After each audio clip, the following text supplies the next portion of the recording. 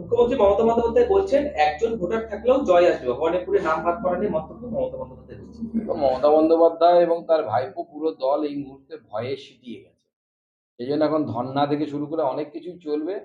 আপনারা অপেক্ষা করুন, আগে, আগে হোতা হ্যায় ক্যা। এটা দেখুন সবাই। এখনো এসআইআর অনেক গল্প বাকি। এসআইআর কাজে উড়িষ্যা এবং ঝাড়খণ্ড থেকে ৬ মার্চ ১০০ জন বিচারক আসছেন রাজ্যে। কিন্তু সুপ্রিম কোর্ট রায় দিয়েছে যে ওখান থেকে বিচারক যদি প্রয়োজন হয় তাহলে নির্বাচন কমিশন নিতে পারে।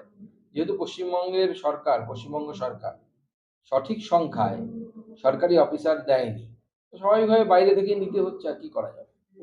অভিষেক ব্যানার্জি বলছেন, দলীয় কর্মীদের নির্দেশ দিয়েছেন বিজেপির পরিবর্তন যাত্রা যে রাস্তাতে যাবে সেই রাস্তাতে যাতে তাদের কর্মী সমর্থকরা মাছ মাংস নিয়ে যারা বিজেপির কর্মী সমর্থক থাকবে বা নেতা থাকবে তাদের আতিথেয়তা করে তাদের খাওয়ার জন্য বলে এই কথাটা বলছেন। দেখুন, অভিষেক বন্দ্যোপাধ্যায় এখন মাছ মাংস ধরে বাঁচার চেষ্টা করছে।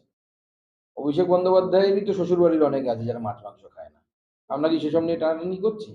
কে মাছ মাংস খাবে খাবে না তার ব্যক্তিগত ব্যাপার। অনেক বাঙালি আছে যারা ধর্মীয় কারণে মাছ মাংস খায় না। আমি আবার মাছ মাংস খাই, পছন্দও করি বেশি। অসুবিধা নেই। অভিষেক বন্দ্যোপাধ্যায়কে তো আমি বলবো থালা নিয়ে আমার যাত্রা যেদিক দিয়ে যাবে ওখানে দাঁড়াতে, মাংস নিয়ে একসাথে দুজনে মিলে খাবো। কোথাও কি দলীয় কর্মীদেরকে মানে একটা ধরনের বিশৃঙ্খলা করার জন্য না, সে তো একটা প্রচেষ্টা থাকবে। আমরা জানি এবার মুখোমুখি সংঘর্ষ হবে এবং সংঘর্ষের জন্য আমরা রেডি আছি। তবে পরিষ্কার বলে দিচ্ছি, যদি তৃণমূল কংগ্রেস ভাবে যে আমাদের যাত্রায় ঝামেলা করে যাত্রাকে আটকে দেবে, ইটের জবাব কিন্তু পাথর দিয়ে দেবো, পরিষ্কার বলে দিচ্ছি। দাদা, মুর্শিদাবাদের স্বর্ণ ব্যবসায়ীকে গুলি, এবার দিকে ভাঙড়ে বোমা উদ্ধার হচ্ছে। হাওড়াতে যে প্রমোটার খুন হয়েছিল ৫ দিন পেরিয়ে গেল, এখন ধরতে পারছে না। দিকে দিকে অপদার্থ পুলিশ মন্ত্রী পশ্চিমবঙ্গে, সেই জন্য এরকম হচ্ছে। এই ধরনের পুলিশ মন্ত্রী থাকলে এরকমই হবে।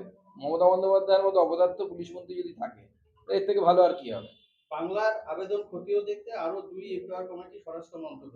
মতুয়াদের বহু নাম বাদ গেছে। এই যে এসআইআর এর জন্য কি এই এসআইআর করে সিএ এখনো পর্যন্ত সিএ তে প্রায় ৯০,০০০-এর কাছাকাছি অ্যাপ্লিকেশন করেছে। ম্যাক্সিমাম এদের সিএ তে আগামী দিনে নাগরিকত্ব পেয়ে যাবে। কারো চিন্তার কোনো কারণ নেই। কোনো উদ্বাস্তুর, গতকাল মাননীয় স্বরাষ্ট্রমন্ত্রী অমিত শাহজি তার মথুরাপুর জেলার রায়দিঘির সভা থেকে পরিষ্কার এবং স্পষ্ট করে বলে দিয়েছে, একজন উদ্বাস্তুকেও আমরা ছাড়বো না, তাদের সবার নাম ঢোকাবো। মানে বাংলায় নাগরিকত্ব বাস্তবায়নে জোর দিচ্ছে কেন্দ্র। তো জোর তো প্রথম থেকেই আছে। মানুষ প্রথমে মমতা বন্দ্যোপাধ্যায়ের কথা এবং তৃণমূল কংগ্রেসের কথায় বিভ্রান্ত হয়ে অনেকে ভয়ে ফর্ম ফিল আপ করেনি। কারণ তৃণমূল কংগ্রেস ভয় দেখিয়েছিল এটাতে ফর্ম ফিল আপ করলে স্বাস্থ্যসাথী বন্ধ হয়ে যাবে, লক্ষ্মীর ভান্ডার বন্ধ হয়ে যাবে।